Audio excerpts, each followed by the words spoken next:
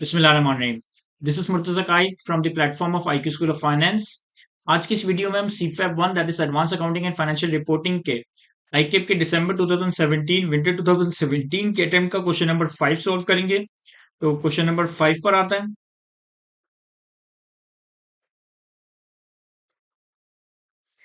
Question number 5 का part A देखते हैं।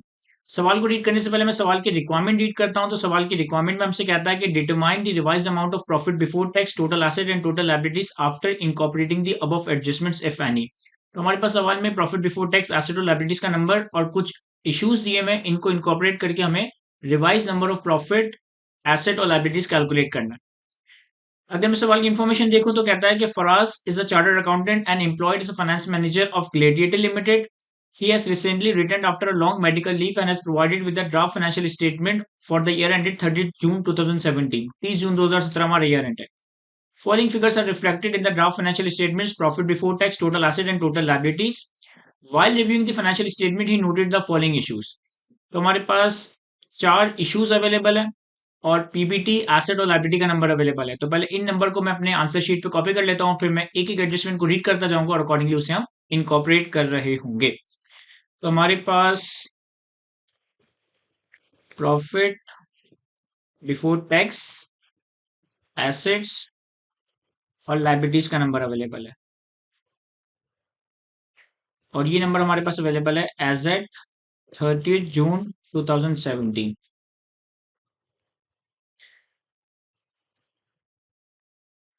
प्रॉफिट का नंबर है हमारे पास 125, एसेट का नंबर है 1420 और लायबिलिटी का नंबर है 925।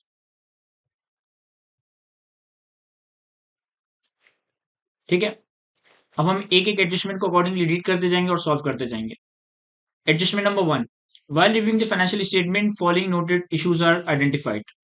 Details of two products of GL which are carried at historical cost as on 30 June 2017 R S under.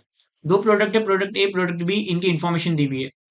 हमारे पास प्रोडक्ट ए के 5000 यूनिट्स, प्रोडक्ट बी के 20000 यूनिट्स, इनकी हिस्टोरिकल कॉस्ट पर यूनिट, इनकी estimated selling price per unit, इनकी estimated cost to sell per unit, इनकी current replacement cost. देखिए, historical cost का मतलब है कि जो यूनिट्स इन्वेंट्री में है उसकी कॉस्ट क्या है। एस्टिमेटेड सेलिंग प्राइस एनआरवी या fair value, estimated cost to sell और सेलिंग प्राइस का जो डिफरेंशियल है वो बेसिकली एनआरवी है। करंट रिप्लेसमेंट कॉस्ट का मतलब है कि अगर आज की तारीख में आप यूनिट मार्केट से परचेस करेंगे तो आज की तारीख में आपको product A, product B market से 9100 और 1400 रुपए का मिलेगा। डिटेल्स ऑफ फर्म कॉन्ट्रैक्ट, जैसे प्रोडक्ट ए, प्रोडक्ट बी का हमने कुछ कॉन्ट्रैक्ट किया हुआ है इनको बेचने का। प्रोडक्ट ए, प्रोडक्ट बी के हमें 3000 और 28000 यूनिट्स बेचने हैं at a selling price, at a contract price of 9800 and 1300, और इनको बेचने में हमारा 200 और 100 रुपए का खर्चा होगा। तो मैं दोनों प्रोडक्ट को सेपरेटली देखता हूँ। देखिए, issue number one, issue number one में सबसे पहले हम प्रोडक्ट ए की बात करते हैं। प्रोडक्ट ए के हमारे पास यूनिट्स इन इन्वेंट्री, हमारे पास इन्वेंट्री में कितने यूनिट्स रखे हुए हैं? सर हमारे पास इन्वेंट्री में 5000 यूनिट्स रखे हुए हैं। इनकी हमारे पास हिस्टोरिकल कॉस्ट, इनकी हमारे पास हिस्टोरिकल कॉस्ट कितनी है? सर ये 5000 यूनिट्स की हिस्टोरिकल कॉस्ट है 10,000। ये हिस्टोरिकल कॉस्ट जो मैंने यहाँ लिखी है ये पर यूनिट है। ठीक है, फिर हमने फर्म कॉन्ट्रैक्ट किया हुआ है 3000 यूनिट्स को बेचने का। तो मैं क्या करता हूँ कि इन 5000 यूनिट्स को दो हिस्सों में ब्रेक कर देता हूँ, 3000 और 2000। बेसिकली 3000 यूनिट्स ऐसे हैं जिनके अगेंस्ट हमारा फर्म कॉन्ट्रैक्ट है और 2000 यूनिट्स ऐसे हैं जिनके अगेंस्ट अभी कोई सेल का कॉन्ट्रैक्ट नहीं हुआ है। ठीक है, फिर हमारे पास जो यूनिट्स हमने बेचने हैं ना उसकी कॉन्ट्रैक्ट प्राइस एग्री हुई है 9800, यानी कि 3000 यूनिट्स की एनआरवी 9800 के हिसाब से कैलकुलेट की जाएगी और बेचने में इनको 200 का खर्चा होगा। तो अगर मैं एक कॉलम बनाऊं एनआरवी का, तो एनआरवी कैसे कैलकुलेट होगी? 9800 माइनस 200, और जिन यूनिट्स के अगेंस्ट कोई कॉन्ट्रैक्ट नहीं है यानी कि 2000 यूनिट्स, उनकी मार्केट में सेलिंग प्राइस है 9700 और इनको बेचने में 300 का खर्चा होगा। तो इनकी एनआरवी आ जाएगी 9700 माइनस 300। यहाँ पे हम इसकी कॉस्ट प्लॉट कर देते हैं। कॉस्ट है हमारे पास 10,000, इस रॉ की जरूरत नहीं है। तो बेसिकली 3,000 2,000 यूनिट्स की कॉस्ट 10,000 रुपए है, और इनकी एनआरवी जिनका फर्म कॉन्ट्रैक्ट है 9,600, और जिसका कॉन्ट्रैक्ट नहीं है उसकी 9,400। तो हमारे पास यहाँ पे ऑब्वियसली कुछ एनआरवी लॉस रिकॉर्ड होगा। एनआरवी लॉस कैसे कैलकुलेट करेंगे? Number of units multiply by NRV minus cost. और चूंकि हम हमारे पास जो पीबीटी एसेट और लाइबिलिटीज के नंबर्स हैं वो रुपीज इन मिलियंस है, तो इसे भी रुपीज इन मिलियन करने के लिए मैं 1 मिलियन से डिवाइड कर देता हूँ। ये हमारे पास 3,000 यूनिट्स पे 1.2 मिलियन का लॉस आ गया, और ये 2,000 यूनिट्स पे भी 1.2 मिलियन का लॉस आ गया। तो टोटल जो एनआरवी लॉस हमें प्रोडक्ट ए पे रिकॉर्ड करना है, वो रिकॉर्ड करना है 2.4 मिलियन का। इसे मैं प्लॉट कर देता हूँ। Issue number 1, NRV loss on product ए। अब जब 2.4 का आप एनआरवी लॉस रिकॉर्ड करेंगे तो आपका प्रॉफिट भी कम होगा, और सेम अमाउंट से आपकी इन्वेंट्री कम होगी, यानी कि आपके एसेट भी कम हो रहे होंगे। इसके बाद हम आते हैं प्रोडक्ट बी पे। प्रोडक्ट बी के हमारे पास जो इन्वेंट्री में यूनिट्स रखे हुए हैं वो कितना है? सर प्रोडक्ट बी के इन्वेंट्री में यूनिट्स रखे हुए 20,000। तो यूनिट्स इन इन्वेंट्री 20,000। अब हमारा जो फॉर्म कॉन्ट्रैक्ट हुआ हुआ, फॉर्म कॉन्ट्रैक्ट हुआ हुआ 28,000 यूनिट्स का, यानी कि 8,000 यूनिट्स अभी हमारे पास कम है। तो पहले हम 20,000 यूनिट्स को देखते हैं। 20,000 यूनिट्स की कॉस्ट कितनी है? 1,500। तो 20,000 यूनिट्स की कॉस्ट आ जाएगी 1,500। यहाँ मैं हेडिंग दे देता हूँ यूनिट्स की। 1,500 इनकी कॉस्ट है। अच्छा, जो 20,000 यूनिट्स जिसमें से मतलब 28,000 का कॉन्ट्रैक्ट किया हुआ है, जिसमें से 20,000 हमारे पास है, तो जो 20,000 हमने कॉन्ट्रैक्ट किया हुआ है आउट ऑफ दिस 28,000, इनको हम बेचेंगे 1,300 का, और बेचने में खर्चा होगा 100 का, यानी कि इनकी एनआरवी आ जाएगी 1,200। तो इनकी एनआरवी आ जाएगी 1,300 माइनस 1,200, सॉरी 1,300 माइनस 100, तो एनआरवी आ गई 1,200। तो यहाँ पे हमारे पास एनआरवी का लॉस आ रहा है, और यहाँ पे जो एनआरवी का लॉस आ रहा है वो आ रहा है 6। तो जो 20,000 यूनिट्स हमारे पास है उस पर हमें 6 मिलियन का एनआरवी लॉस रिकॉर्ड करना है। इसे भी मैं प्लॉट कर देता हूँ। Issue number 1, NRV loss on product B. जब हम 6 का एनआरवी लॉस रिकॉर्ड करेंगे तो प्रॉफिट भी कम होगा और हमारे एसेट भी कम होंगे। अच्छा, इसके अलावा हमारे पास यूनिट्स फर्दर कॉन्ट्रैक्टेड, हमने जो फर्दर यूनिट्स का कॉन्ट्रैक्ट किया हुआ वो किया हुआ है 8,000। टोटल 28,000 का कॉन्ट्रैक्ट किया हुआ है, 20,000 तो इन्वेंट्री में है, 8,000 ऐसे हैं जो हमारी इन्वेंट्री में नहीं है। अगर मैं इनको मार्केट से खरीदूंगा, अगर इनको मैं मार्केट से खरीदूंगा तो मुझे मार्केट से खरीदने में जो कॉस्ट आएगी उसे हम रिप्लेसमेंट कॉस्ट कहते हैं। रिप्लेसमेंट कॉस्ट कितनी है? सर इसकी रिप्लेसमेंट कॉस्ट है 1,400, और इसको बेचने में भी 100 का खर्चा होगा। 1,400 और बेचने में भी 100 का खर्चा होगा, यानी कि हमें यूनिट पड़ेगा एक तरह से 1,500 रुपए का। इसकी रिप्लेसमेंट कॉस्ट है 1,500 पर यूनिट। और हमारी कॉन्ट्रैक्ट प्राइस कितनी है? सर हमारी कॉन्ट्रैक्ट प्राइस है 1,300। कॉन्ट्रैक्ट प्राइस है 1,300, यानी कि हमें 8,000 यूनिट्स फर्दर देने हैं 1,300 की प्राइस पे, और हमें वो पड़ेंगे कितने के? 1,500 रुपए के। तो हर यूनिट पे बेसिकली लॉस पर यूनिट, हर यूनिट पे हमें फ्यूचर में 200 का लॉस होगा। जब आपके पास कोई इस तरह का कॉन्ट्रैक्ट किया हुआ हो जिसके अगेंस्ट आपको लॉस होना है, तो इसका मतलब है आप अपने यहाँ पे प्रोविजन रिकॉर्ड करना पड़ेगा। Provision for onerous contract record करना पड़ेगा। प्रोविजन फॉर ऑनरस कॉन्ट्रैक्ट कितना है? 8,000 यूनिट्स इंटू 200 पर यूनिट का लॉस। तो हमें टोटल 1.6 मिलियन का, और इसे रुपीज इन मिलियन करने के लिए मैं 1 मिलियन से डिवाइड कर देता हूँ। तो हमें टोटल 1.6 मिलियन का एनआरवी लॉस प्रोविजन के तौर पे रिकॉर्ड कर, सॉरी एनआरवी लॉस नहीं, प्रोविजन रिकॉर्ड करना पड़ेगा। तो issue number 1, provision for onerous contract, क्योंकि हमने एक बाइंडिंग कॉन्ट्रैक्ट किया हुआ है जिसके अगेंस्ट हमें फ्यूचर में लॉस होगा। तो जो लॉस होगा उससे हमारा प्रॉफिट रिकॉर्ड होगा, यानी कि आप प्रोविजन रिकॉर्ड करोगे। और जब आप इस प्रोविजन को रिकॉर्ड करोगे तो आपकी लायबिलिटी में प्रोविजन रिफ्लेक्ट होगा, यानी कि आपकी लायबिलिटी 1.6 से इंक्रीज हो रही होगी। तो ये बेसिकली हमारे पास इशू नंबर 1 हमने कंप्लीटली अकाउंट फॉर कर लिया। अब इशू नंबर 2 पे आते हैं।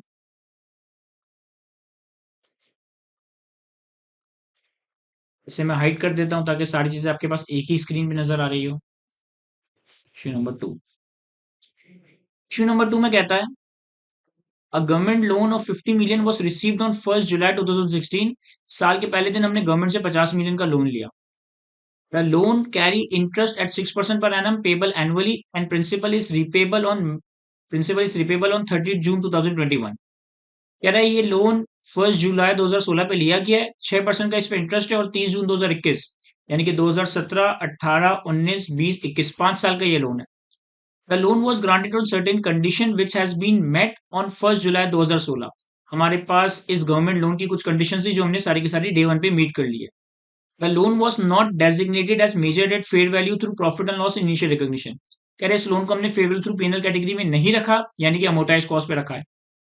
The prevailing market interest rate on 1 July 2016 was 11%।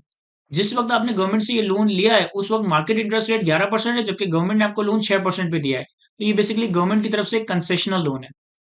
The amount was credited to loan. कह रहा है जो हमें 50 मिलियन मिले वो हमने सारा का सारा लोन में रिकॉर्ड कर दिया। And finance cost for the year has been recorded at 6%। और हमने 6% के हिसाब से इंटरेस्ट एक्सपेंस रिकॉर्ड कर लिया है। तो पहले तो हमने क्या काम कर दिया है उसे मैं देख लेता हूँ। तो मैं इशू नंबर 2 में अपने पास लिखता हूँ एंट्रीज ऑलरेडी मेड। हमने क्या एंट्रीज बना दी है? सर हमने एंट्रीज ये बनाई है कि हमने कैश डेबिट किया है और लोन या लाइबिलिटी क्रेडिट की है। कितने से? फुल अमाउंट ऑफ लोन से, यानी कि 50 मिलियन से। फिर हमने इस पे जो एक्चुअली इंटरेस्ट पे किया ना सिर्फ वही रिकॉर्ड किया, यानी कि हमने इंटरेस्ट एक्सपेंस पीएनएल में डेबिट किया है और कैश क्रेडिट किया है। कितने से? सिर्फ 50 के लोन के ऊपर 6% के हिसाब से, जो 6% हमें कूपन पे करना है। 50 × 6%। अब हमें मालूम है कि हम फाइनेंशियल इंस्ट्रूमेंट्स को डे वन पे रिकॉग्नाइज करते हैं फेयर वैल्यू पे। तो हमें इस लोन की फेयर वैल्यू कैलकुलेट करनी चाहिए थी डे वन पे। देखें, 1 जुलाई 2016 पे मैंने लोन लिया है और 5 साल ये बाद लोन रिपे होगा। अगर मैं 5 साल की डेट्स प्लॉट करूं तो 30 जून 2017, इसी तरह से 30 जून 2018, 19, 20 और 21। ये 5 साल पे जो है ना हम इंटरेस्ट पे करेंगे और 5वें साल के आखिर में लोन रिपे कर देंगे। कितना कितना अमाउंट आपने पे करना है? सर आपने पहले साल पे करना है 50 का 6%।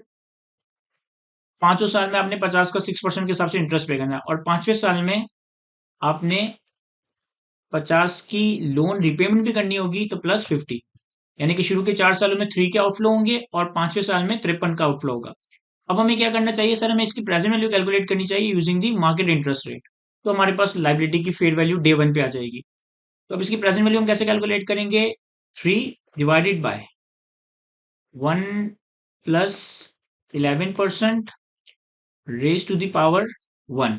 जो पहले साल के आखिर का कैश फ्लो है उसकी 1 साल पे डिस्काउंटिंग होगी और अकॉर्डिंगली दूसरे साल की कैश फ्लोज की 2 साल पे, तीसरे साल की कैश फ्लोज की 3 साल पे, चौथे साल की कैश फ्लोज की 4 साल पे और 5वें साल की कैश फ्लोज की 5 साल पे। तो ये मैंने पूरे लोन की प्रेजेंट वैल्यू कैलकुलेट कर ली 11% से। और ये मैंने प्रेजेंट वैल्यू कब कैलकुलेट की है? Present value as eight 1 July 2016, साल के पहले दिन कैलकुलेट किया। तो ये आ गया हमारे पास 40.76। मैं एक अमोटाइजेशन स्केड्यूल बना लेता हूँ, जरूरत नहीं है लेकिन सिर्फ सही चेक करने के लिए कि हमने प्रॉपर कैलकुलेशन की है या नहीं। तो हमारे पास अमोटाइजेशन स्केड्यूल में ईयर एंड आ जाएगा, ओपनिंग लाइबिलिटी आ जाएगी,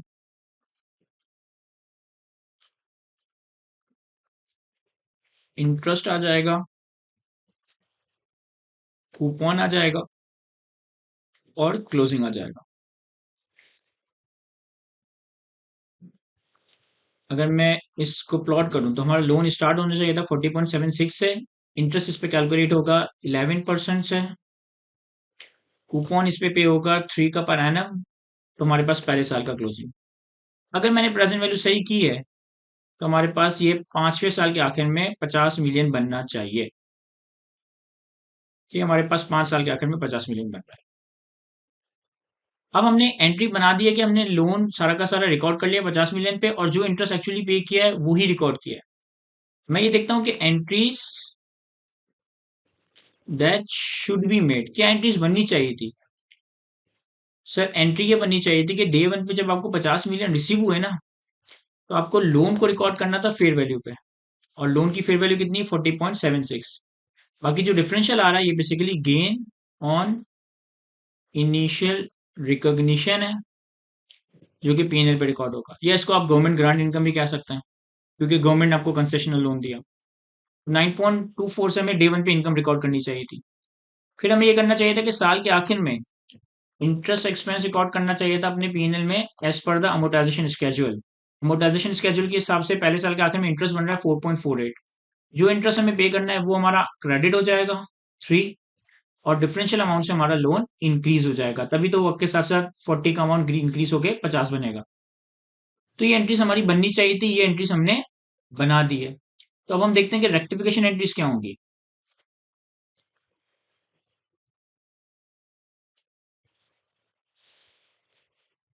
रेक्टिफिकेशन एंट्रीज ये होगी कि हमने पूरा 50 का अमाउंट लोन में पार कर दिया है, जबकि 40 का अमाउंट लोन में पार होना चाहिए था। 9.24 से गेन रिकॉर्ड होना चाहिए था।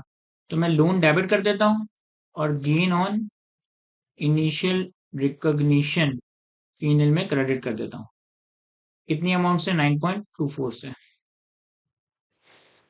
फिर हमने 4.48 का इंटरेस्ट एक्सपेंस रिकॉर्ड करना था, हमने 3 का ही रिकॉर्ड किया, तो जितना इंटरेस्ट रिकॉर्ड नहीं किया उसे फर्दर रिकॉर्ड कर लेते हैं। इंटरेस्ट एक्सपेंस पीएनएल में डेबिट, और ये लोन के अमाउंट को इंक्रीज कर रहा होगा। ये अमाउंट कितना है सर? ये अमाउंट है 1.48, 4.48 और 3 का डिफरेंस लिया है हमने सिंपल। तो ये हमारी रेक्टिफिकेशन एंट्रीज है। अब इसे अगर हम प्लॉट करें,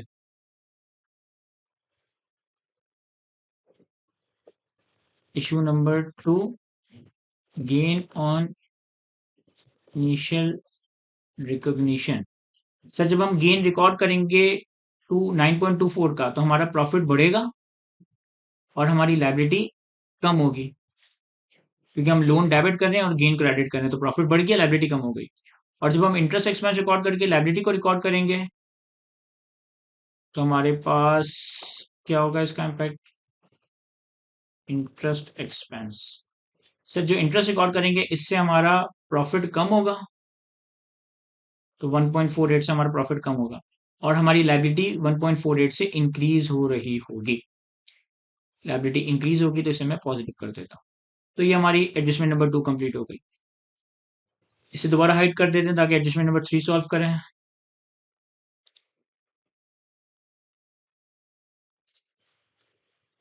इश्यू नंबर 3।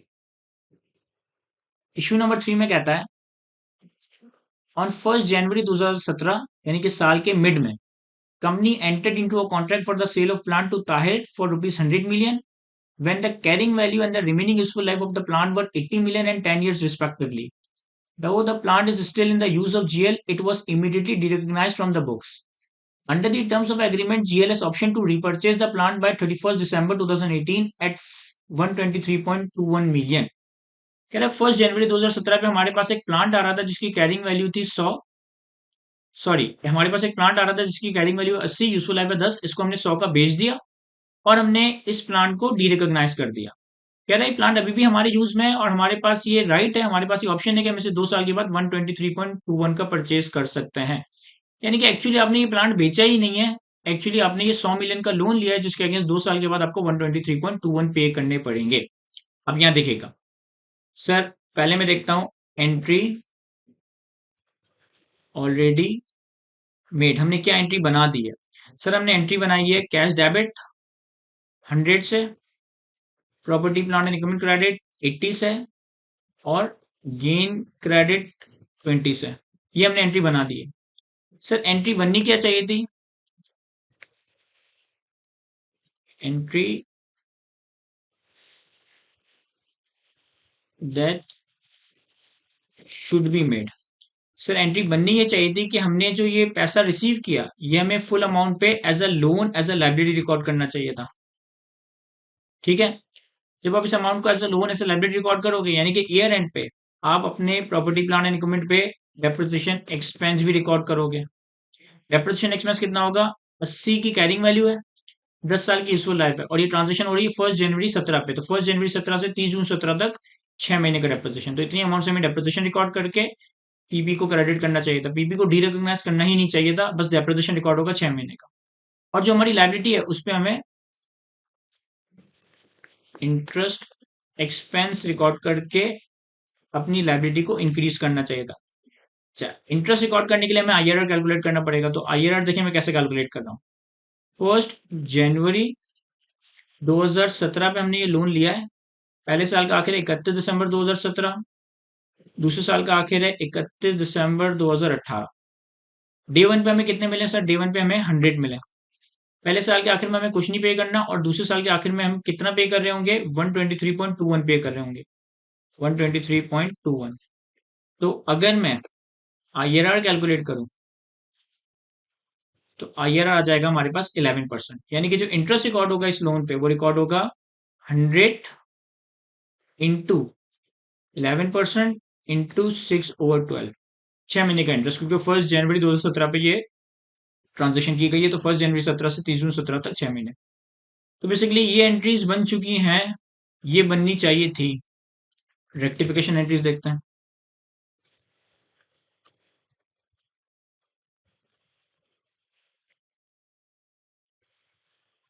सबसे पहले हमने जो कैश रिसीव किया 100 का, उससे हमने पीबी को डी रिकॉग्नाइज करके गेन रिकॉर्ड कर दिया, जबकि ये लाइब्रेरी में रिकॉर्ड होना चाहिए था।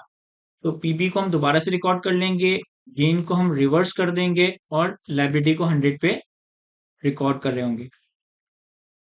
तो पीबी 80 से डेबिट हो जाएगा, गेन 20 से रिवर्स हो जाएगा, और लाइब्रेरी 100 पे रिकॉर्ड होगी। फिर हमने डेप्रिसिएशन की एंट्री रिकॉर्ड ही नहीं की, तो डेप्रिसिएशन की एंट्री हमारी रिकॉर्ड हो जाएगी। फिर हमने इंटरेस्ट एक्सपेंस की एंट्री रिकॉर्ड ही नहीं की, तो इंटरेस्ट एक्सपेंस की एंट्री रिकॉर्ड हो जाएगी।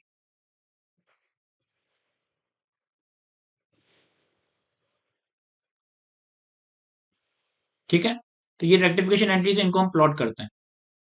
यहाँ देखिएगा, issue number 3।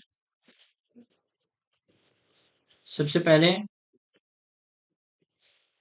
Recognition of liability.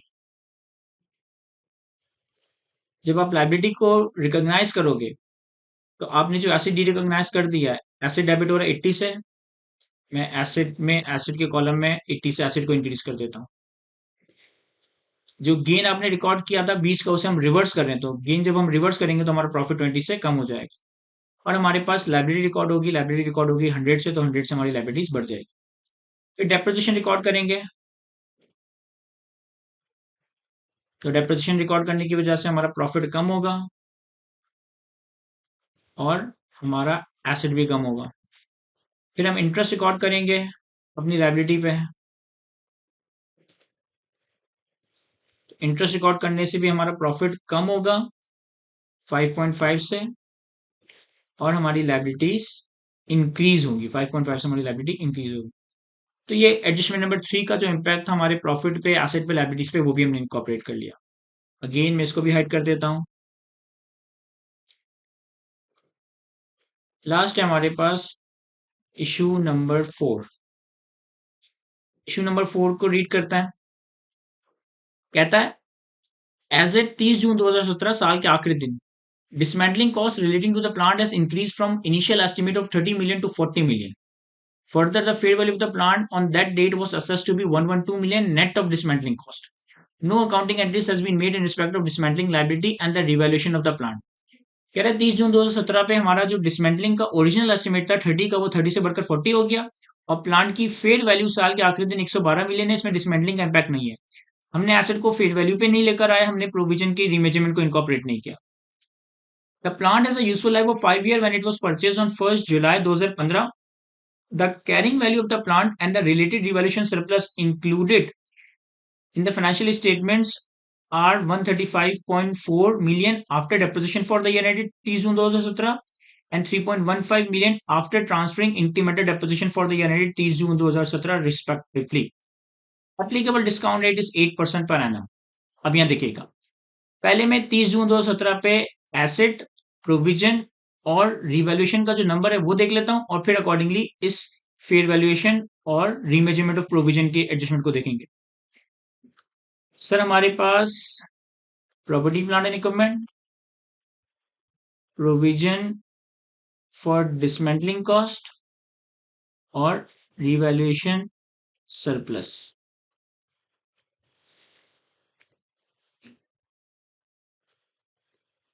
As at 30 June 2017, 30 June 2017 पे हमारे पास प्रॉपर्टी प्लांट एंड इक्विपमेंट का नंबर है 135.4, तो ये आ जाएगा 135.4।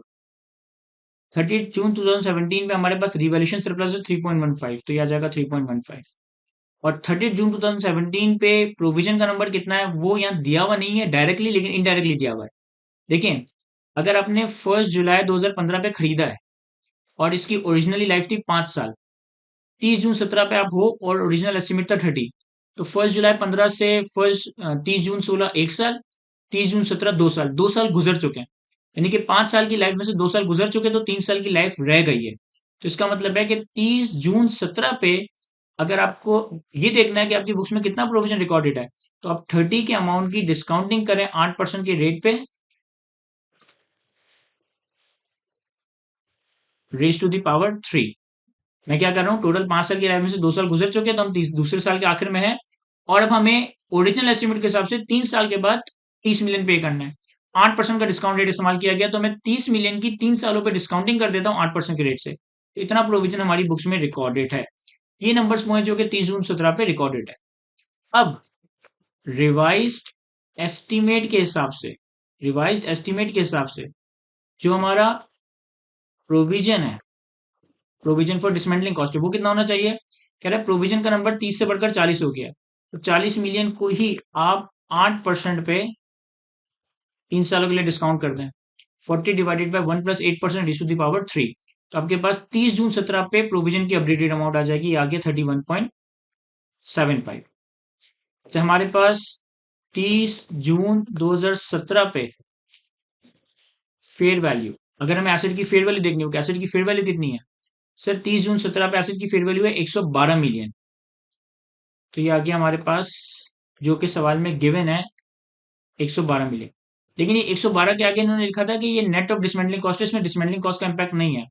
तो हमारे पास डिसमेंटलिंग कॉस्ट का इम्पैक्ट भी इसमें ऐड होना चाहिए, और नए एस्टिमेट के हिसाब से डिसमेंटलिंग कॉस्ट कितनी है? 31.75, यानी कि जो टोटल फेयर वैल्यू है 30 जून 2017 पे, वो कितनी है? 143.75। अब पहले मैं प्लांट को फेयर वैल्यू पे लाता हूँ। जब मैं प्लांट को फेयर वैल्यू पे लाऊंगा तो एंट्री क्या बनाऊंगा? Property plant and equipment debit, already इस पे रिवैल्यूएशन सरप्लस है, तो यानी कि हमारा रिवैल्यूएशन सरप्लस इंक्रीज हो जाएगा। कितने से? 143.75 माइनस 135.4। तो हम 8.35 से पीबी इंक्रीज करेंगे, रिवैल्यूएशन सरप्लस रिकॉर्ड करेंगे। तो हमारे पास इस रिवैल्यूएशन के नतीजे में एसेट इंक्रीज होगा और रिवैल्यूएशन सरप्लस इंक्रीज होगा। फिर हमें रीमेजरमेंट करनी है प्रोविजन की। अब प्रोविजन भी आपका जो है वो इंक्रीज हो रहा है कितने से? तो 31.75 से। तो प्रोविजन इंक्रीज करने का मतलब है कि हम प्रोविजन फॉर डिसमेंटलिंग कॉस्ट को क्रेडिट कर रहे होंगे। कितने से? 31.75 माइनस 23.81। जब आप प्रोविजन को इंक्रीज करते हो, यानी कि रिमेजर करते हो, और आपने रिवैल्यूएशन मॉडल फॉलो किया हो, तो आप पहले रिवैल्यूएशन सरप्लस के बैलेंस को डेबिट करते हो। जब रिवैल्यूएशन सरप्लस का बैलेंस खत्म हो जाए तो फिर हम पीएनएल में रिकॉर्ड करते हैं। तो revaluation surplus debit, PNL credit. से रिवैल्यूएशन सरप्लस में 3.15 का बैलेंस ऑलरेडी था, 8.35 का फर्दर बैलेंस आ गया, तो 11.5 का बैलेंस है, यानी कि मैं 7.94 सारा का सारा रिवैल्यूएशन सरप्लस से रिकॉर्ड कर सकता हूँ। तो जब हम प्रोविजन को रिमेजर करेंगे, तो प्रोविजन को रिमेजर करने के नतीजे में होगा ये कि एसेट पे कोई चेंज नहीं आएगा, प्रोविजन इंक्रीज होगा 7.94 से, और रिवैल्यूएशन सरप्लस डिक्रीज होगा 7.94 से। तो ये हमारे पास रिवाइज नंबर आ जाएंगे इन सारी चीजों के। अब हमें इसे अपनी एसेट लायबिलिटी प्रॉफिट में एडजस्ट करना है। पहली एंट्री में हमने प्रॉपर्टी प्लांट इक्विपमेंट की रिवैल्यूएशन की है, तो issue number 4, revaluation of property plant and equipment. Property plant and equipment की रिवैल्यूएशन के नतीजे में 8.35 से एसेट इंक्रीज होगा, और रिवैल्यूएशन सरप्लस का जो ये इम्पैक्ट है, ये हम ओसीआई में रिकॉर्ड करेंगे। जैसे 8.35 मैंने गलती से प्रॉफिट में दिखा दिया है, तो ये प्रॉफिट में नहीं, एसेट में दिखाएंगे। और 8.35 से रिवैल्यूएशन सरप्लस इंक्रीज होगा, तो उसकी एडजस्टमेंट रिवैल्यूएशन सरप्लस में जाएगी, प्रॉफिट बिफोर टैक्स में नहीं जाएगी, अदर कॉम्प्रिहेंसिव इनकम में जाएगी। दूसरी एडजस्टमेंट में हमारा लायबिलिटी रिमेजर हो रही है, issue number 4, remeasurement of provision. Provision की रीमेजरमेंट के इम्पैक्ट में रिवैल्यूएशन सरप्लस यानी कि ओसीआई में ही ये डेबिट हो रहा है, और प्रोविजन क्रेडिट हो रहा है, यानी कि लायबिलिटी इंक्रीज हो रही है 7.94। तो इस एडजस्टमेंट का हमारे प्रॉफिट पे कोई इम्पैक्ट नहीं है, बस हमारे एसेट और लायबिलिटीज इंक्रीज होंगे। तो ये हमने सारी एडजस्टमेंट्स को इनकॉर्पोरेट कर लिया है, बस अब हमें टोटल करना है।